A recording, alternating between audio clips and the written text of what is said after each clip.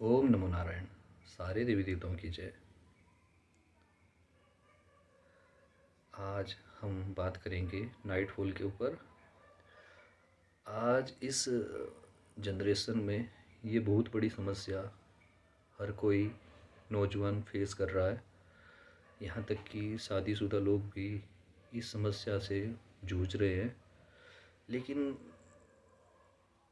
हर कोई मेडिसन या योग या अन्य चीज़ों का सहारा लेता है। लेकिन आज मैं आपसे इसके बारे में कुछ जो जनरल बातें हैं वो बताऊंगा कि ये किस कारण से होता है और इसके लिए हमें क्या क्या अपने केयर में वो अपने डेली लाइफस्टाइल में चेंजेस करके इससे निकल सकते हैं।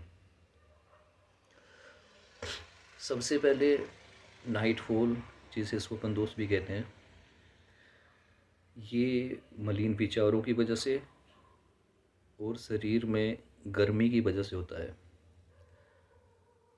कभी कभी हम क्या करते हैं कि बहुत सारी पूरे दिन में चटपटा, तला हुआ, भुना हुआ या कुछ जैसे आजकल सर्दियों का सीज़न है तो आजकल मूंगफली, गुड़, गच्चक या कुछ ऐसी चीज़ें खाते हैं। या कोई गर्म दूध पी लिया या गर्म सूप पी लिया, गर्म चाय, कॉफ़ी, कुछ भी बेड टाइम पे ले लिया। लेकिन अगर आयुर्वेद के हिसाब से देखा जाए तो हमें खाना खाने के 2 घंटे बाद सोना चाहिए। लेकिन हम मैक्सिमम टाइम पे क्या करते हैं, खाना खाते ही एकदम से सीधे बेड पे। उस वजह से भी ये दिक्कत देखने में आती है। और दूसरी चीज़ है मलिन विचार। स्क्रॉल करते करते इंस्टाग्राम पे, यूट्यूब पे कई बार कुछ ऐसी वीडियोस वगैरह सामने आ जाती है जिनकी वजह से हमारे विचारों में मलिनता आ जाती है। और वो विचार हमारी इंद्रियों को सक्रिय कर देते हैं, जिसकी वजह से हमारे अंदर जो हमारे स्पर्म काउंट है वो रिलीज़ होने के लिए एक्टिव हो जाते हैं। ये एक बहुत बड़ा केमिकल रिएक्शन होता है हमारे शरीर में। अब इस केमिकल को आजकल हर कोई तो बैलेंस नहीं कर पाता है, तो ज़्यादातर लोगों में यह नाइट फॉल के रूप में शरीर से बाहर आ जाता है।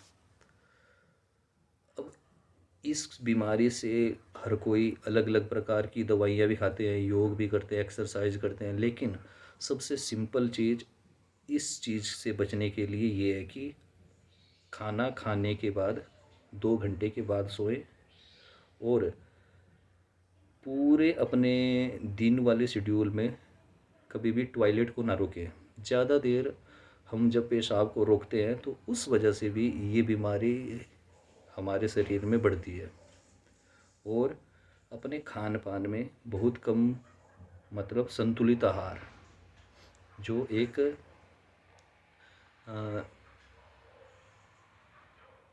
नॉर्मल डाइट के हिसाब से देखा जाए तो हमारे शरीर को ना ज़्यादा गर्म ना ज़्यादा ठंडा, न्यूट्रल ऐसे खाने की ज़रूरत होती है। लेकिन हम अपने शरीर को इस हद तक बिगाड़ चुके हैं कि अब हमारा शरीर ना ज़्यादा गर्म सह सकता है ना ज़्यादा ठंडा सह सकता है। और जैसे हम ज़्यादा चटपटा भी खाते हैं, भुना हुआ खाते हैं, तो उस वजह से भी शरीर में गर्मी होती है। अब इस बीमारी से बचने का पहला कारण तो जो था वो मैंने आपको बता दिया। दूसरा,